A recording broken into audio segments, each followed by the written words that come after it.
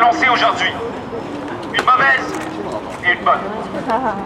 Nous sommes rassemblés aujourd'hui à l'appel de la communauté universitaire de Montréal, de certains individus qui, ensemble, veulent faire valoir leur message, c'est-à-dire réclamer l'instauration d'un moratoire sur la hausse des frais de scolarité et la tenue d'états généraux sur l'éducation.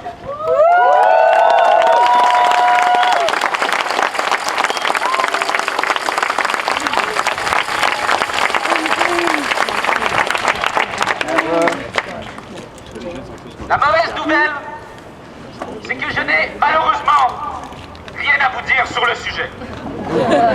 Le Québec vit aujourd'hui des jours sombres de son histoire.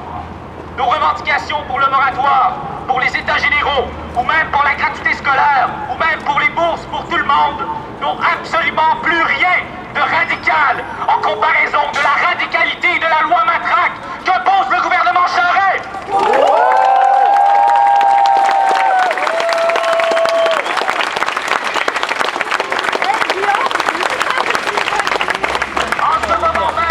À l'Assemblée nationale, on adopte une loi spéciale digne des pires régimes autoritaires. La bonne nouvelle, la voici, c'est que nous n'avons plus à craindre l'arrivée du fascisme, car maintenant nous y sommes. Plusieurs diront que ce serait abuser d'un terme lourd de sens, qui a toute une histoire. Je le reconnais. Il faut savoir poser ces mots. Les victimes du fascisme nous ont imposé un devoir de mémoire. Mais rien ne peut mieux nous permettre de leur rendre hommage que de travailler à lutter contre le fascisme là où il apparaît sous de nouveaux jours.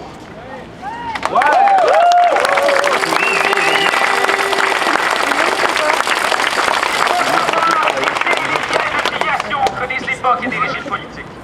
Quel type de régime méprise une partie de sa population, la traite de tous les noms, d'antidémocrates, de violents, de casseurs?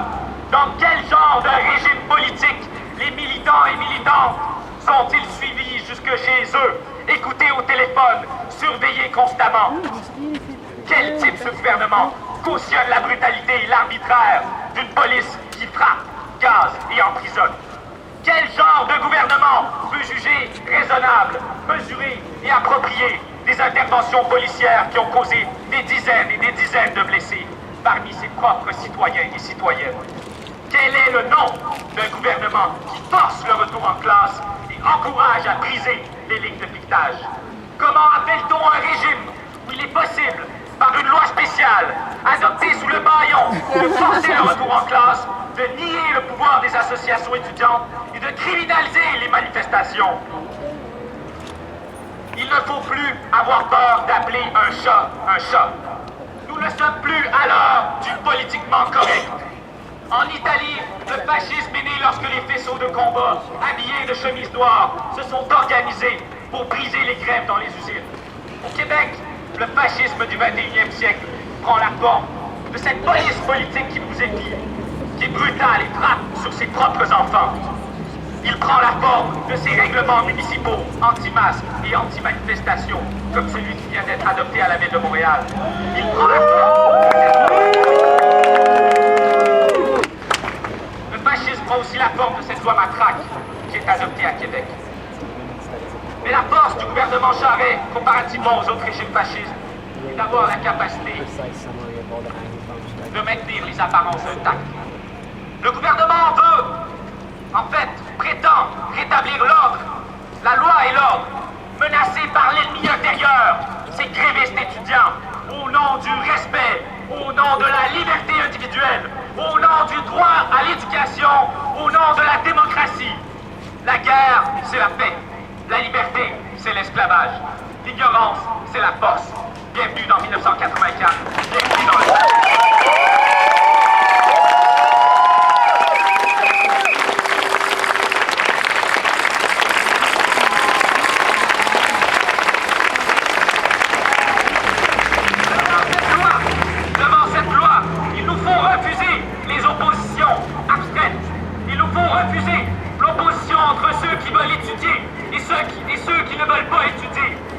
Refuser l'opposition entre les grévistes et ceux qui terminent actuellement leur session.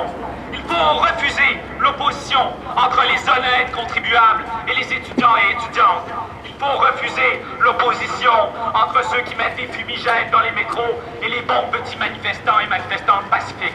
La réponse populaire doit être unitaire et se tenir en deux mots. Solidarité et désobéissance.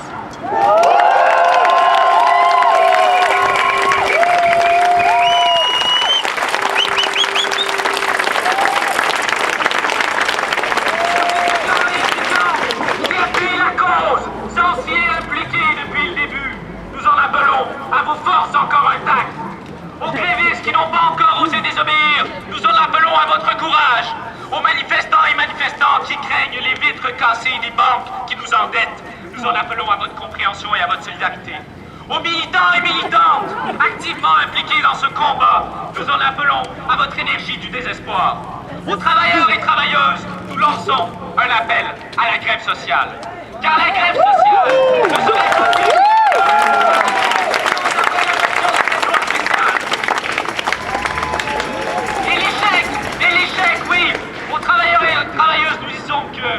l'échec de la lutte étudiante ne pourra qu'être que la prémisse de votre propre mise en échec et de celle de l'ensemble des mouvements sociaux. Aux élus de l'Assemblée nationale, nous en appelons à la force de vos convictions. Beaucoup de députés ont critiqué le projet de loi aujourd'hui à l'Assemblée nationale. Mais si ces députés prétendent réellement défendre notre droit à la contestation, alors il va falloir qu'ils osent, avec nous, défier cette loi spéciale. Car il faut se le rappeler, lorsque la loi est injuste, la place d'un homme libre est en prison.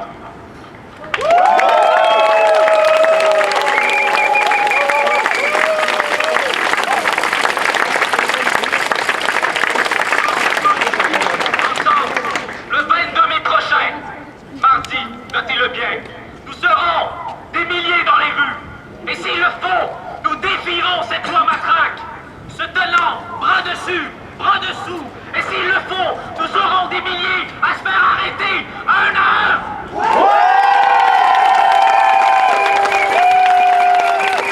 Nous sommes réunis pour exiger les États généraux. C'est ça que t'as prévu au début. Qu'est-ce que les États généraux? Un appel à la discussion, à la réflexion, à la démocratie, où tous peuvent se réunir, parler, s'asseoir et exprimer une opinion. Aujourd'hui, le gouvernement Charest va déposer et adopter un projet de loi dans le but avoué de détruire le mouvement étudiant. En brimant la discussion, la réflexion et la démocratie, et en bafouant les droits fondamentaux de réunion, d'expression, d'association et d'opinion. J'aurais bien aimé discuter de principe dans des états généraux avec Jean Charest, mais ça n'arrivera pas parce qu'on dirait qu'il n'en a pas.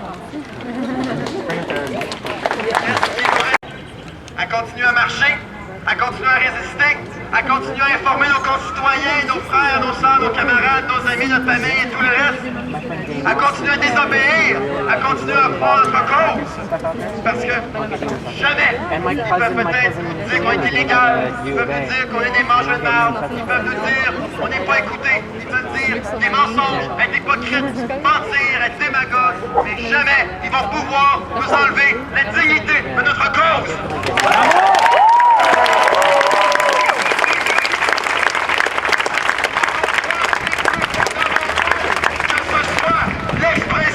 L'association, la contestation ou l'éducation, son accessibilité et la gratuité scolaire, c'est ce qu'il y a de plus beau. Ne continuons pas, ce n'est qu'un début.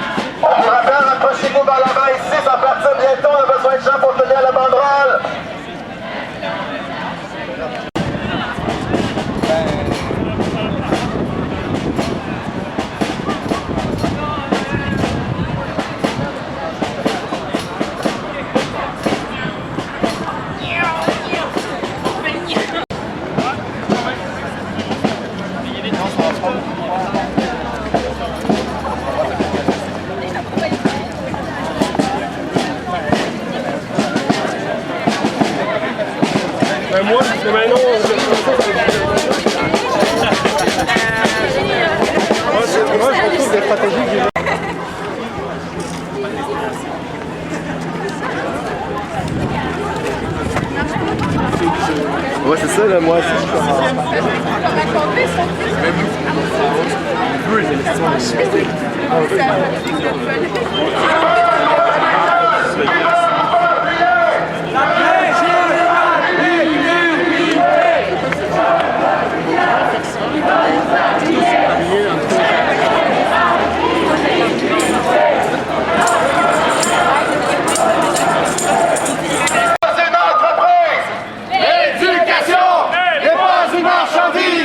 L'université n'est pas une entreprise.